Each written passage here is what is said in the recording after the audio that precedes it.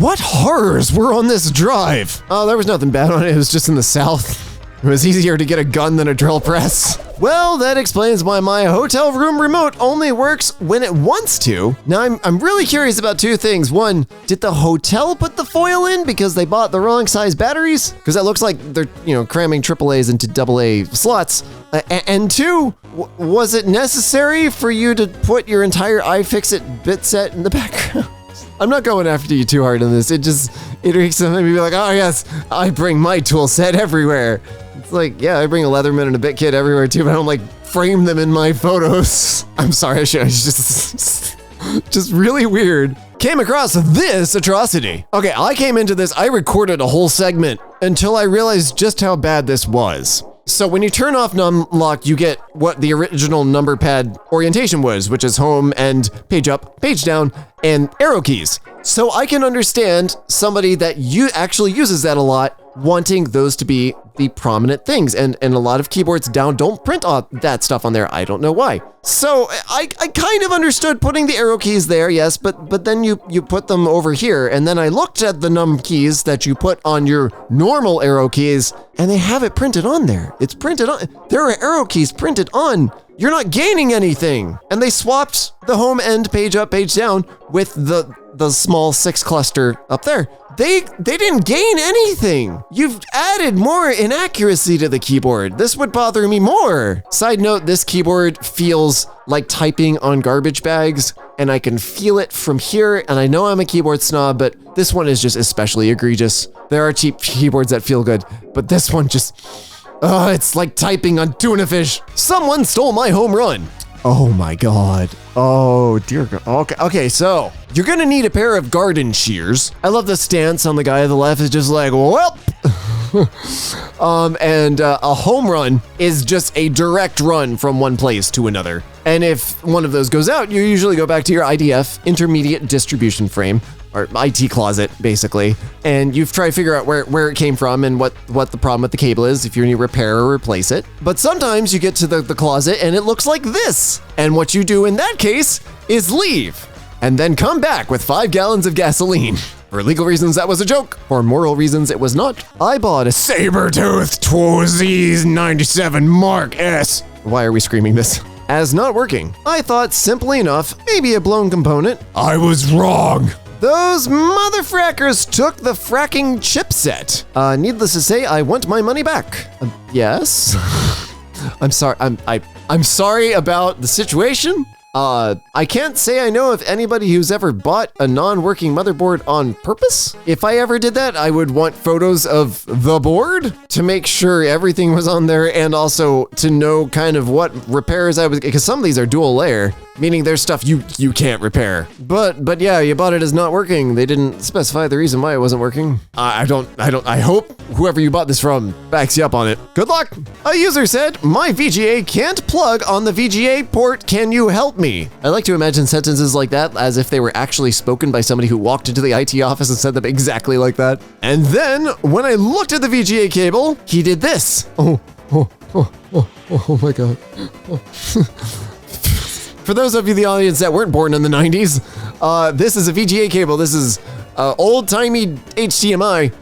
It's supposed to have 2 ears on either side with screws, which were actually fairly useful in making sure that it didn't fall out while you were using it. Those are gone. I guess they were just hacksawed off. Also, there's 15 pins and all of them should be straight. And instead, what we have here is the New York City Pride Parade. Saw this while following some cabling to a client's warehouse area. No, you didn't. No, you didn't. No, you just keep walking, because if you look at it too long, your IT instincts will begin to kick in and you'll want to fix it. And the client won't care because it works. And you will care because you don't want somebody to die. Good God, I don't even want to think about that. A friend went to a repair shop since their laptop was overheating. The guy told her her brand new Samsung SSD was bad. And because the laptop's plastics were crap, he decided to drill screws through the speakers in order to hold the chassis together. No, I know what he did. I'm guessing he mixed up the screws. This looks like an HP. I'm not sure though. I'm just biased. He mixed up, the HP uses different lengths of screws for every single port on the back when you take it apart. So if you get them mixed up, you'll have screws that aren't long enough towards the back and like screws that are way too long in the front, and the whole thing won't feel like it's gone back together correctly. And then you fixed it in the worst way possible. I'm using the word fixed very loosely there. Did you pay money for this repair? My SD card reader doesn't work. Really? How do you know? Cause right now you're making a USB connector mate with a micro SD card, and nobody wants to see that. Well, it's the internet. I'm sure somebody wants to see that, but that's not what we serve here. I don't see anything wrong. Why would this not work? Oh no. Okay, all right, I'm gonna be very gentle with this because this is clearly a new soldering. Soldering is hard. This is a Raspberry Pi. It's one of the smaller ones. I'm not gonna descend into the whole discussion of that. The silver blobs are solder, so you solder header pins so that you can stick it into like breadboards and stuff. And this lets you connect it to other things. A lot of kits will just ship you the PCB, and it's much cheaper and faster for them to do that instead of soldering it for you. And once you're experienced with it, it's pretty easy to attach these. However, soldering is a skill that you need to develop. And when you first start out soldering, your solder joints will look like this, and it's fine. You shouldn't expect them to work, but it's fine. They will look like this. When you solder something, it should look like a Hershey's Kiss. It will be very smooth and concave almost. There's a pad on the board, which is this coppery circle, and the post pokes through that, and you apply solder to the post, and it flows down the post and into the pad, and it creates this nice little almost circular pyramid of sorts. It's really nice once you get it down, and it should be very shiny. When you're new, you'll probably be scared, and you don't want to heat up the board too much. So you go in, and the soldering iron won't be hot enough. And what that means is the solder won't flow into the pad, and instead will sit on top of it and form a ball.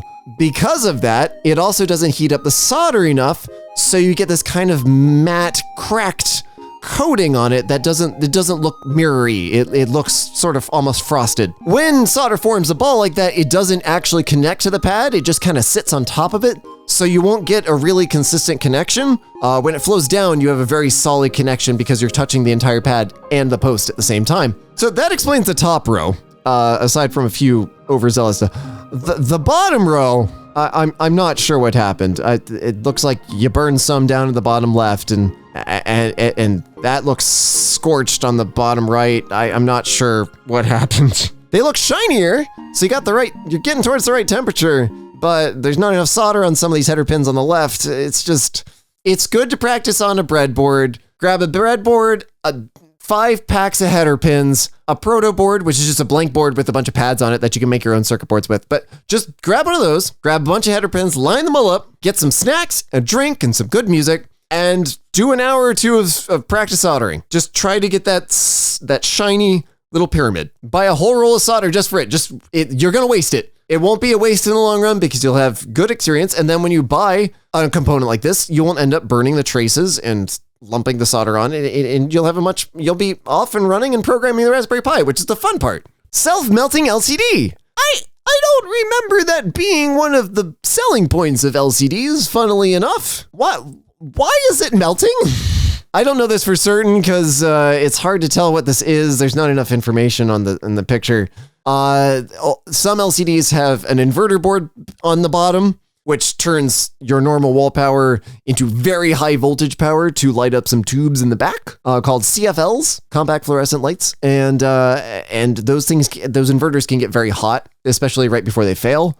Usually they're in the center on laptops. I don't know where they are on bigger screens. I'm guessing that's what's going on here, or there was liquid or something. I don't know. That's my best guess. I like to try to guess to see how did we get here? This isn't the first time we've had this particular email get sent out. This is an electrical transformer and not a shredder. Do not put paper in this. Doing so is dangerous and can cause a fire. On one side, yes, users shouldn't be doing that. On the other side, this shouldn't be in an area where users can just toss stuff into it. Like, this shouldn't be anywhere in a public area. And number 2, you need signage on this. If you have a transformer this big just hanging out and you do not have a high voltage sign, some warning around the opening, I don't care whether or not it's required, It's just, this has been a problem before, and a couple of stickers and a sign would save you maybe some of the fires. Like, some people aren't gonna read it anyway, but like, if this is not the first time, there's a little bit of proactive thing you should be doing here. End user said this camera hasn't worked in years. Oh. Yeah, remember the WikiHow solution? This is several steps below that, and clearly we've entered the not good enough realm. Actually, this looks like what happens when you get an electrician to repair data lines. A lot of people think, oh, it's all wires, it's all good. No, some electricians do excellent network cabling. Some do not. And typically, they won't touch, like they'll know, like, I don't do data cabling because I don't know enough about what I'm doing. I do power, that's it. And for those people, I respect them, great job. Keep doing the good work that you do. My gaming setup. I did not know there were this many headless laptops starting to pop up. I approve. Maybe a little bit of cover or something, like just, I don't know, cut up a monitor stand or something. But yeah, I've always thought of older laptops as basically being blade servers. Like you can just kind of stack a bunch of them together and get yourself a little rack. I used to have like 3 of them in a file organizer in my dorm room. The new shielded Twisted Pair Cat 7. That is not what Twisted Pair means. Why is it braided? Okay, when I say braided cable, I mean the copper itself is braided inside of insulation, inside of the jacket, inside of the cable. Not that it should be actually braided. When you have to test a line, oh my God, this is giving me anxiety. When you have to tone out a line, which is when you put a little device on one end and you rub like a little magic wand along the side, it makes a beepy noise. How do you tell which wire is making the beepy noise when they are all together? Because somebody out there figured that their network closet structure was going to be inspired by Rapunzel. Friend of mine wanted to clean his PC and dropped the side plate. Oh no, did it? Oh, it shattered. Oh no. Oh no. I've always wondered about those massive glass, mine has a glass side, but it's like 2/3 of it. And the bottom third is just a metal panel. Like the full glass ones, they just make me nervous. Like they could be plexiglass, it would be just fine. It doesn't need to be actual glass. At least it's tempered and it's not gonna cut your feet up. Case got slammed so hard in shipping, the CPU dented the heatsink. Oh my God. Yeah, you can see the impression of the CPU socket just punched into the heat pipes. Oh my God. 2 sockets are connected to electric heaters. Oh, God. I thought we were talking about CPU sockets for a second. Oh, well, that's only slightly less dangerous. That's still gonna burn down your house. Oh my God, why just... At this point, you need to call an electrician and get another circuit put in, okay? Okay, it's not that hard, not that hard. And if that's too difficult, then don't plug as many things in. Just a standard DIY project at work. No US plug adapter, then just creating one. Okay, all right, this one isn't terrible. These adapters are usually fairly low draw, and these plates usually pop out anyway. Like, this is not that bad. This is honestly solving a problem that you need to solve right then and there. My somehow still functioning Bluetooth adapter. Yeah, I have a 2.4 gigahertz like RF wireless numpad that ended up feeling like typing on Jello is awful. But I accidentally broke the top of the adapter and it looks exactly like that and it still works somehow. I mean, as long as the antenna is intact, most of the circuitry is actually inside the USB port, so it's fine. My laptop just stopped working. No clue what's wrong with it. Yeah, I've heard that before. Oh no, you've broken its spine. Hot take, computers should have the right to self-defense. My dad really just superglued his keyboard piece. His job is a CEO of fracking software company. Hey, software people and hardware people, miles apart. I've met some brilliant software engineers that struggled with getting RAM out of their computer. It's 2 different camps. I'm more curious, did he repair it? Did like this work? I don't know what part's super glue because I don't know what it looked like before. Tried a battery replacement on a Surface Pro 4. Oh no, didn't go so well. Yeah, those are notoriously hard to repair. I don't understand why either, because they got so many education and government contracts. You'd think they'd want them to be the most repairable things on the earth. Decent computers, but yeah, no, just pain to repair. And the first models had batteries that just got all pufferfish. Who mounts a switch like this?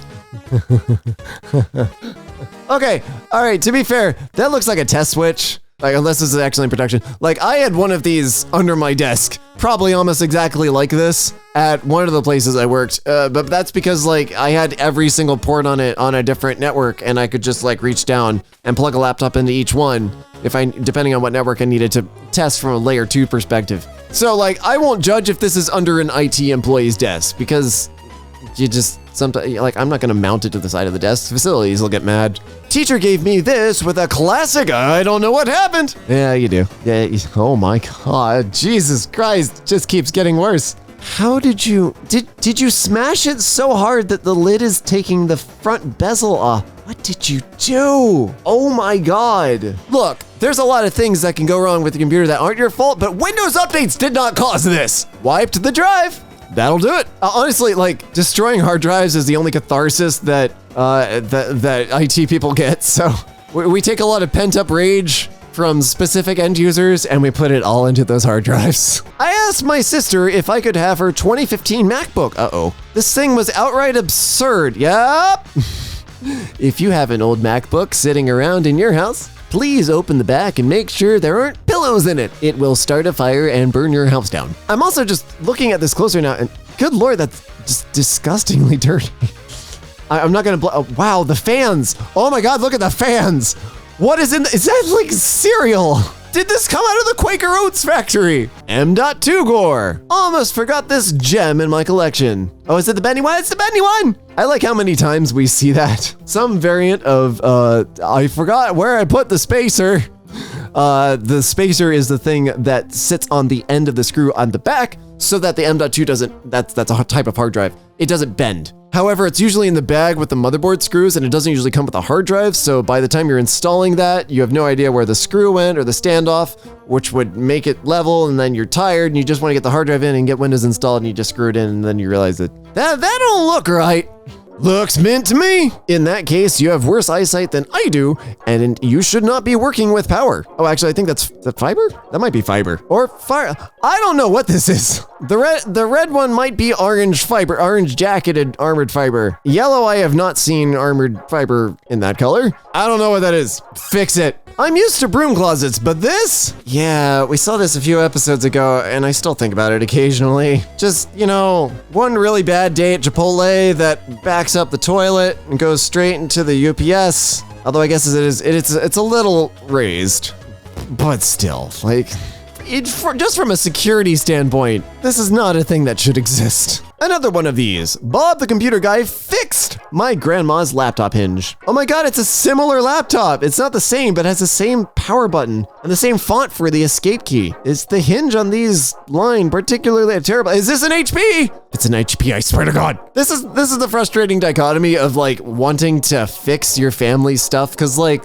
you'll get asked by everybody and you will be working till the end of time. And I don't mind fixing my in-laws stuff. Like they get free support, but beyond that, you know, I try to limit it.